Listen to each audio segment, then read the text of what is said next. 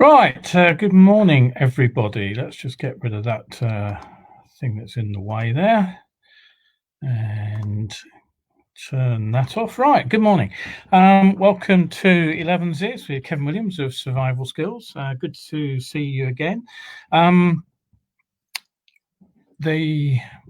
It's Sunday, isn't it? It's Sunday, the 14th of June, and things are not returning to normal exactly, but we are getting back out there on the bikes. I do have a training course booked for Monday, which I'm really looking forward to running. I was supposed to be doing one on Wednesday, but there's a bit of a story to that, which I will probably fill you in on at some point. What have we got in the show today? We have stories from around the world. We've got a pub that's delivering beer by bike. We have a story about blood bikers getting a donation up in Scotland. We'll be looking at the change of the rules to speed cameras in Germany, and how you can detect them or not within a vehicle that you're using. We'll also have a quick look at another German story. Bosch have made a smartphone app which reports crashes. Doesn't sound new, does it? But I'll just explain there is a bit of a difference, or at least it seems there is. And I've got a picture of a bike which I want to show you, which sometimes I wonder why designers are let anywhere loose near anything. Leave it to engineers who generally come up with a better answer, as my thinking on many things.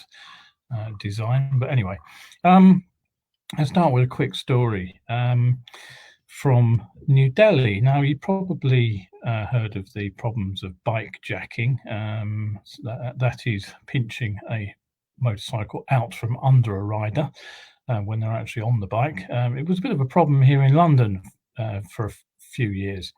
It seems to have dropped away in the last couple of years. I haven't heard nearly so much in the last 12 months, for example, as I did a couple of years ago.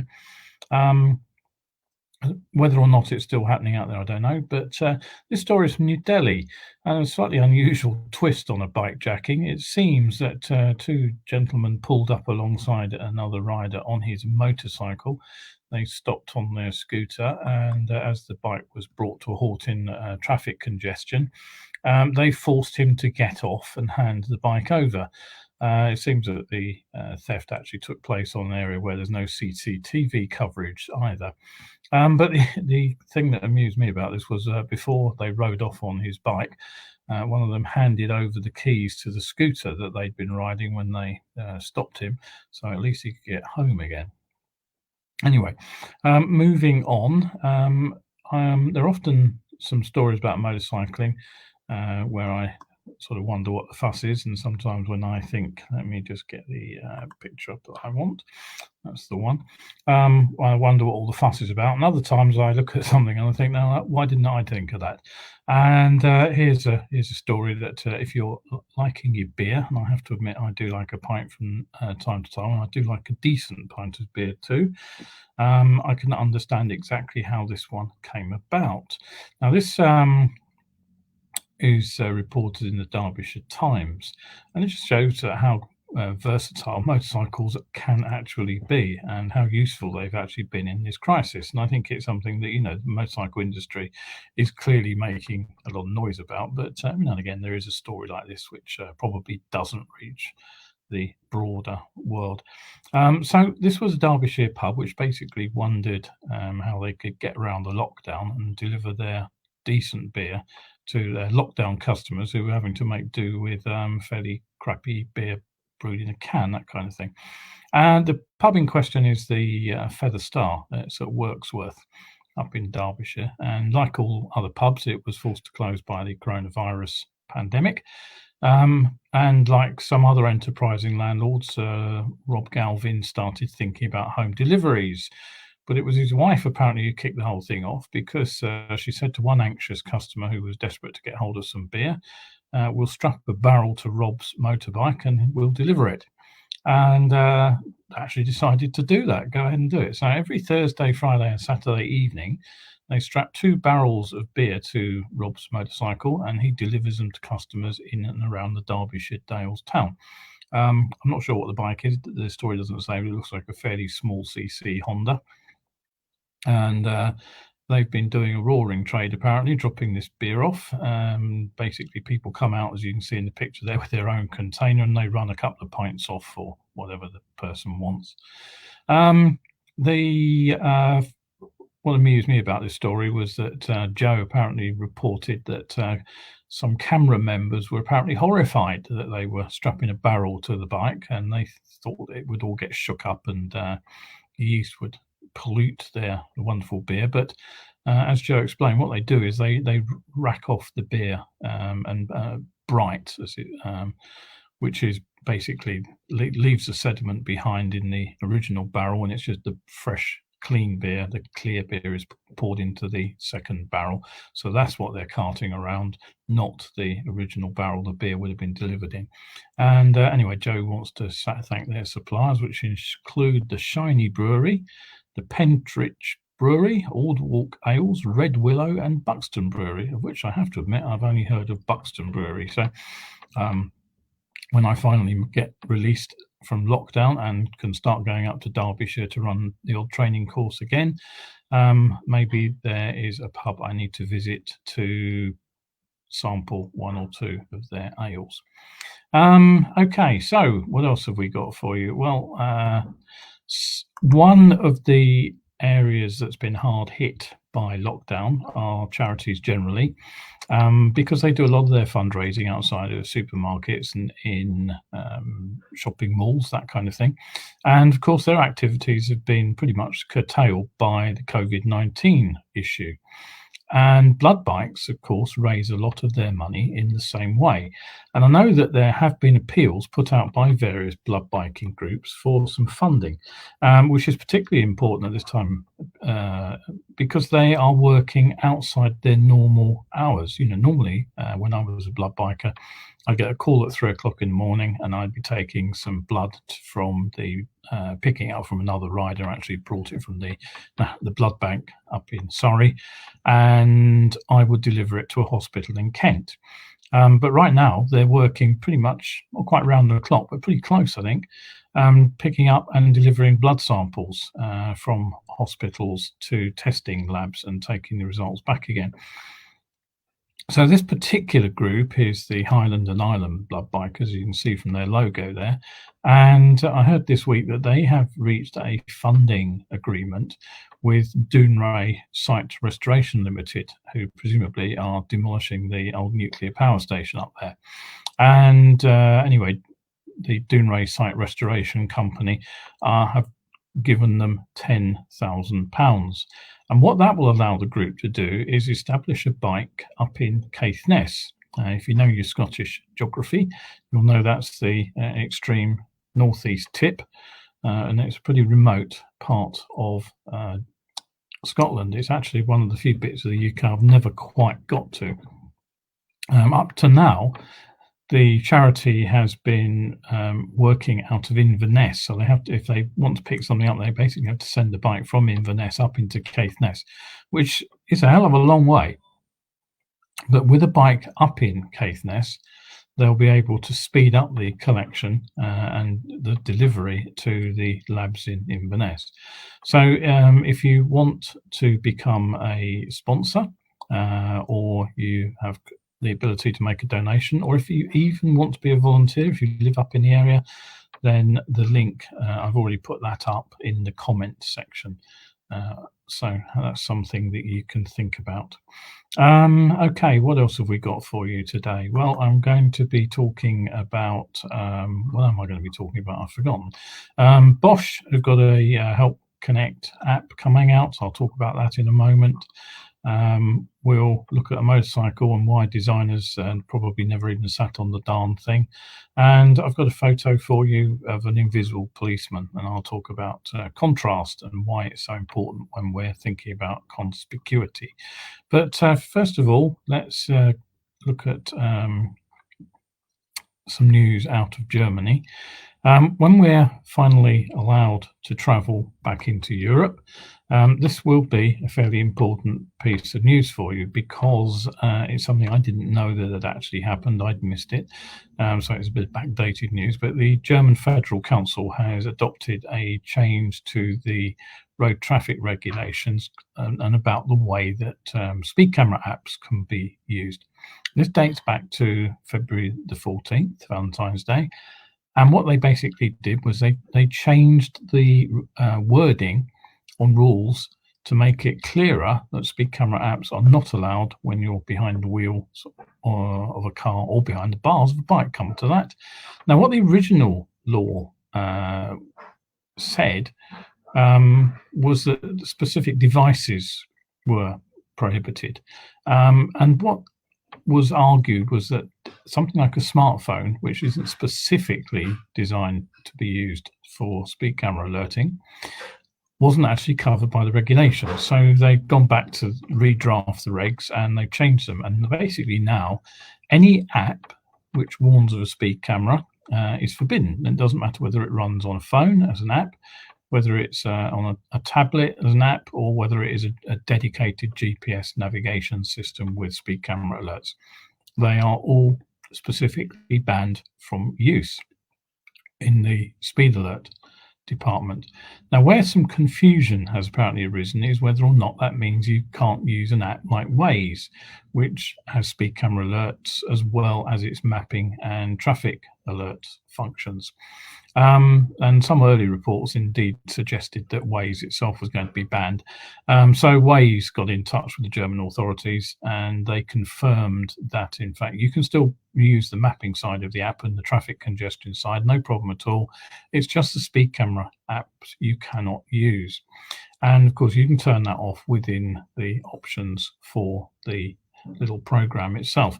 Waze have actually gone a bit further than that, and they've said what they'll probably do is disable the built-in function and probably disable the reporting option that allows you to tell the system where mobile speed cameras are in place.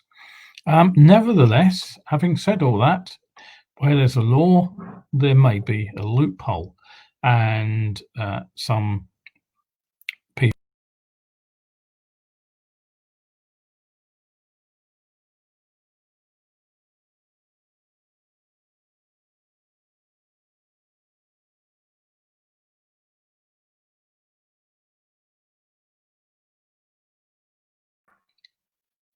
Right, there we go. That's better. Right, some people have noticed that the wording refers specifically to driver, and so what is being suggested is that if you're a passenger in a car, you can still use a speed camera app. Now, personally, I'm not sure I'd want to argue the toss with a policeman about that, particularly as if you do get it wrong, you're liable for a fine of up to €75. So there's something else to think about.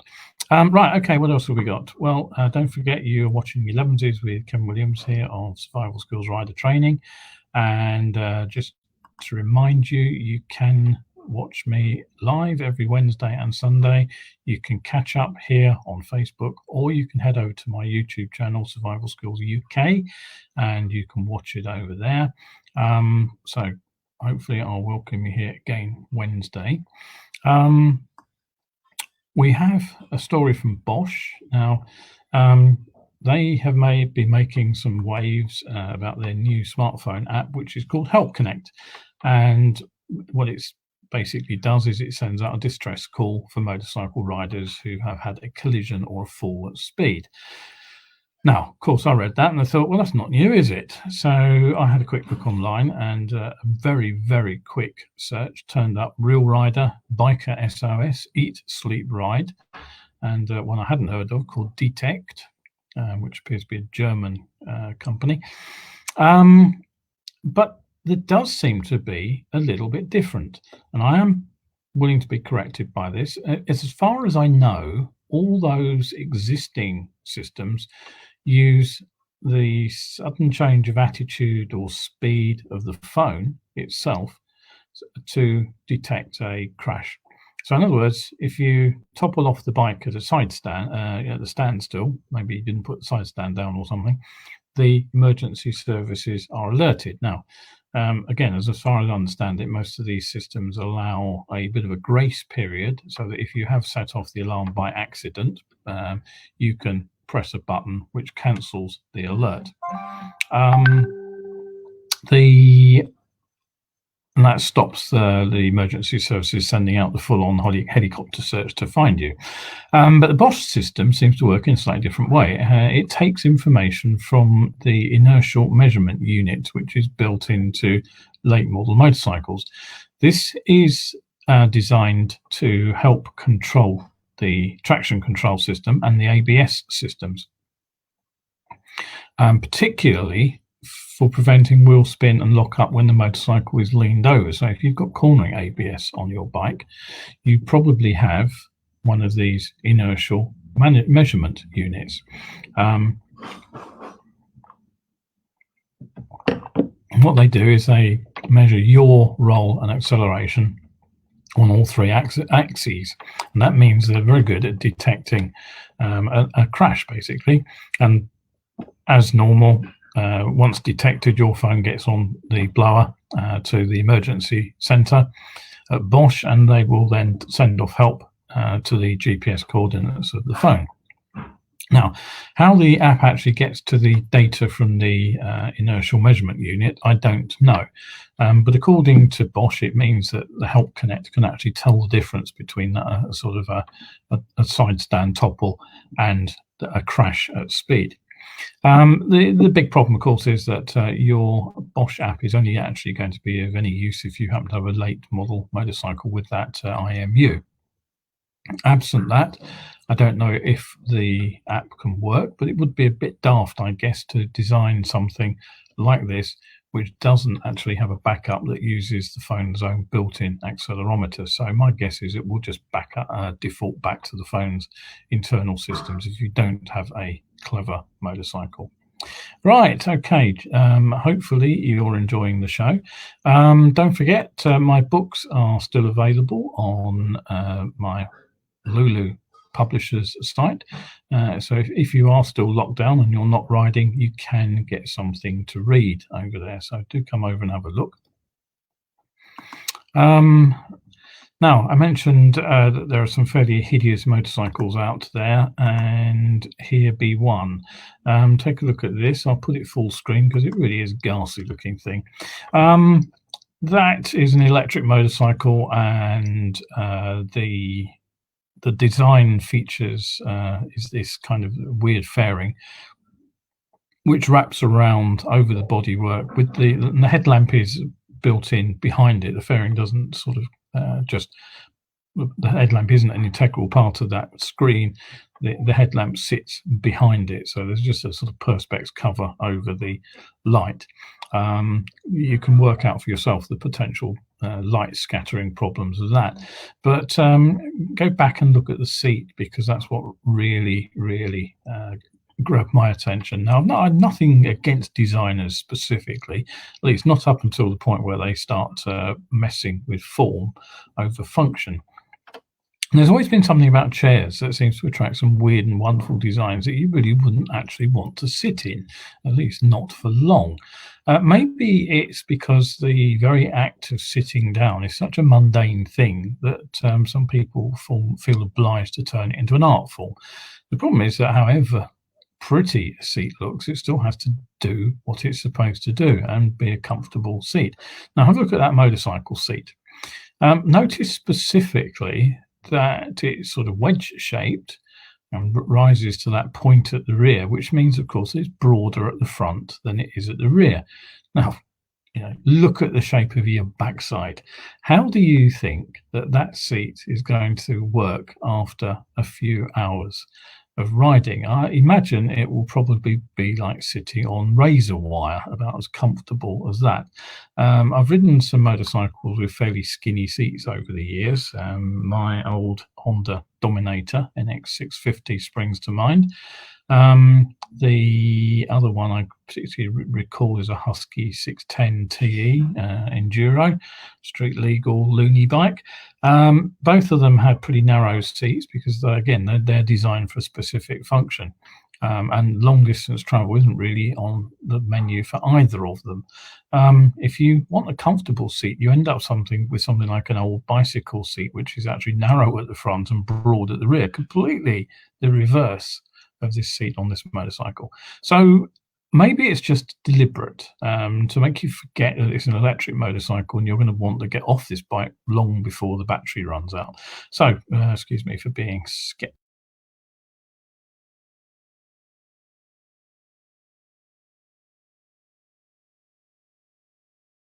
Turn the video off again. I've been pressing all the wrong buttons this morning. I should know where I am by now with this system.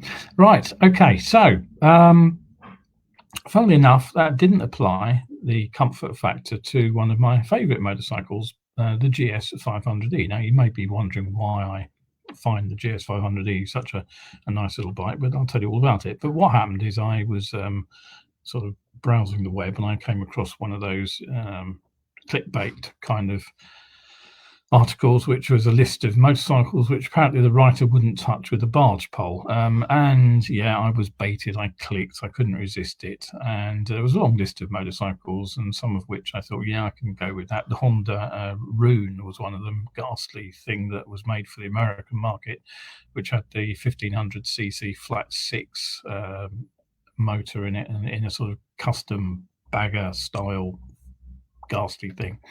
I think it sold like a lead balloon. There were some other motorcycles in there which I was a little bit more surprised to find. Kawasaki H1, for example, 500 two-stroke triple.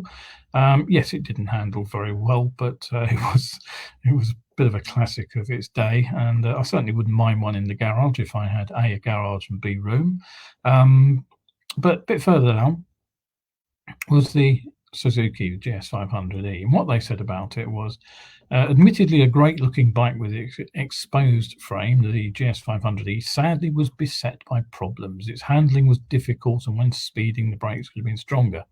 On a lesser note, issues regarding body corrosion were also attributed to this bike. Now, why so negative about the GS? For some reason, it was a bike that it became really fashionable to knock in the bike press. Now, it wasn't the case when it came out. It was originally launched in 1989, and it actually got quite favourable write-ups. But what happened over the years? Well, the answer is direct access. Direct access in the UK came in 1997, and all of a sudden, these middleweight bikes, these 500cc machines, 400s, 500s, everybody had been quite happy to ride and thinking of as a sort of a decent motorcycle. Suddenly, they were learner bikes.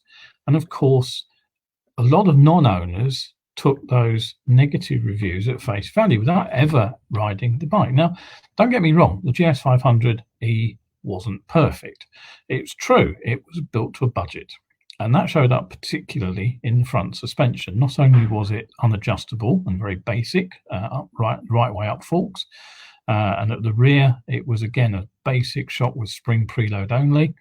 The biggest problem was that both ends were fitted with biro springs, and both ends very quickly sagged. If you dismantled the front forks on the GS 500, you found a sort of, I'm not kidding, it really was a sort of very, very loosely wound spring, and they just sagged. And then, of course, yes, the handling did go off, and it was a bouncy ride that used to bottom out on the brakes. So yeah, that was the first problem. Second problem was that as the model grew older, it got slower and slower. And that was because Suzuki had to do two things. They first of all had to put a bung in the carburetor to reduce emissions. And they also had to put a restriction in the tailpipe to reduce noise to the new regulations. Performance dropped off accordingly. And my best guess is that the 1997-98 model of the GS 500 had already lost about 15 mph over my original 1991. And they also cut some corners as the years went on. For example, the first couple of years had a nice polished alloy fork brace, but that soon turned into a piece of painted steel, silver painted steel, which did rust. And there were a couple of other places on the bike where alloy was replaced with steel. But difficult handling? Well, no, not a chance. If you sorted the forks out with a spring kit and a better shock at the rear, which didn't cost an earth, with those simple mods, it was actually a very, very sweet handling little bike. I rode most of the middleweights around that era, owned quite a few of them. And one bike I particularly remember was a GPZ 500 from Kawasaki, which got lots and lots of rave reviews when it came out. Now, it definitely had a better engine than the Suzuki, at least up until the point where the Kawasaki exploded, and they pretty much all did. Very few of them got much further than 40, 50,000 miles, which is why you very, very rarely see one now. The GS, by example, went on forever. The other problem that the Kawasaki had was it was a wobbler, 16-inch front wheel on the early one, 17-inch on the later models. Didn't make a great deal of difference. I very nearly put my 500 GPZ into a ditch. It pulled a bit of a wheelie going over a bridge out on the Romney Marsh over one of the little dikes. Only a little bump. It was just enough to get the front wheel off the ground and instantly went into a tank slapper, and I barely managed to keep that on the road. The GS was just absolutely pinned over that same bridge at a higher speed as well. You probably remember the twin shock Honda CB500S, another bike that got a lot of rave reviews, better than the GS500 reputation. Yeah, it was quicker. It probably had a slightly smoother engine. It was better balanced. The GS had no engine balancing to speak of. But the Honda had twin shocks, and they really kicked back over the bumps. The GS had proper rising rate rear suspension, and it really managed to corner a lot better. It was also a lot lighter. So what about the brakes? Well, how much stronger do you need the brakes to be than to be able to do rolling stoppies? That was my party trick on the GS500. And the main problem with those brakes, from my experience, came with fitting aftermarket brake pads. If you stuck those on, then you could wonder sometimes whether or not there were any brakes at all. It really depended on the quality of those brake pads. But if you stuck with the OE pads, you could stand that bike on its front wheel with two fingers. So there was nothing wrong with it just because it only had one disc brake. Yes, of course, the fork upgrade helped there as well, but I certainly never felt that the GS was underbraked, even when I took it on a couple of excursions onto the track. So what about the corrosion issue? Well, yeah, okay. But any bike that you don't look after will corrode, doesn't matter what it is. I put 138,000 miles on one of my GSs, and most of the rest made it well over 80, 90,000. And although none of them were in what I could call showroom condition at the end, it also got used in all weathers. It was out in salty roads and very often put away filthy and hosed down maybe once a week. And considering all that, it was pretty damn good looking at the end of that period. I've got a picture of it somewhere, and it was 100 and something miles on the clock at that point, and it's not perfect, but it's not bad. Still on the original exhaust as well after all that time, something that not all Hondas have managed over the years. All you needed was some basic, fairly average TLC. It was certainly no worse than the Kawasaki for finish, and the CB500S, which again people said better finished. It wasn't. If you didn't clean your CB500, they looked bloody horrible. A mate of mine had one which was a complete rust bucket after about 20,000 miles. And the other bike that was around at much the same time was the ER5 Kawasaki, which a lot of training schools used. We really had to work hard to keep those looking good, I can tell you. So any pluses for the GS? Well, it was surprisingly light, 175 kilos dry. Have a look around and find out how many bikes there are that kind of weight now. And it was low. The seat was nice and narrow at the front, which made it really easy for people to get their feet on the floor, even if they were a bit lacking in stature. So again, it made it quite a attractive bike for women riders. And that's another thing that men find a sort of, I don't know, some kind of insult to their manhood or something. It's a girl's bike. I hate that expression. I hate people who think that. Um, People complained, oh, the seat's too thin. But in fact, it was very supportive. Like a lot of Suzuki seats, it used quite wide base at the rear. And even though it was fairly foam firm, it it was comfortable for long rides. It was a bike I could ride for hours, completely unlike the CB500 or my Hornets come for that.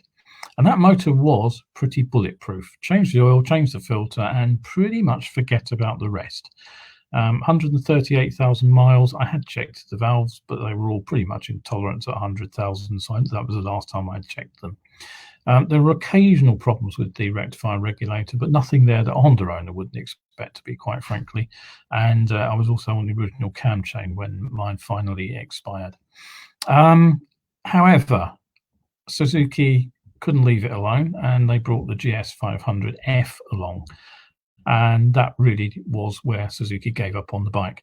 That one was mega slow. We had some at the training school, and I doubt that they made 90 miles per hour. They were supposed to have 47 horsepower. My guess is that they were probably high 20s. I don't know what they'd done to the engine at that point, but it certainly was nowhere near the 47 that was claimed for the original. 54 actually, thinking back, my original one was 54 horsepower, and it gave it a top speed of 115 on the GPS. They put on son of weight too. We had both models side by side for a time, and I would guess, lifting them in and out of the lockup, that the F model was at least 20 kilos heavier than the E. The only thing I can assume is it was low quality alloy and steel in the frame and in the wheels. That would add significantly to the weight of the bike. But yeah, it was a slug, the F, and predictably it didn't sell well. It was a sad end really to what was a nice little bike, in my opinion. It launched a lot of new riders onto the road, the GS500, and it doesn't deserve to be put into a list of barge pole bikes. It wasn't perfect, but it was cheap, and it was pretty cheerful. And quite frankly, if they made an updated model with the original 115 mile per hour top speed, I'd seriously think about having one. All right, okay, so we've made it to the end of the show. It's 11:30, just gone. I'll be back on Wednesday at 11. Don't forget, we're now down to 2 shows a week. And if you've enjoyed the show, do think about coming over to coffee and visiting my page over there. I have a lot of new material going up all the time. There's over 100 better biking articles from my Facebook archive, and there is the Performance Benz e-course also going up online, which is a bit of a work in progress at the moment. I've got slightly sidetracked by trying to get back to work on the bike, but it will go up, trust me on that one. So do come over to coffee, see what's up there. As I say, back on Wednesday. So I hope you enjoyed today's show, and see you in a couple of days' time. Enjoy the sunshine while it lasts. Bye for now.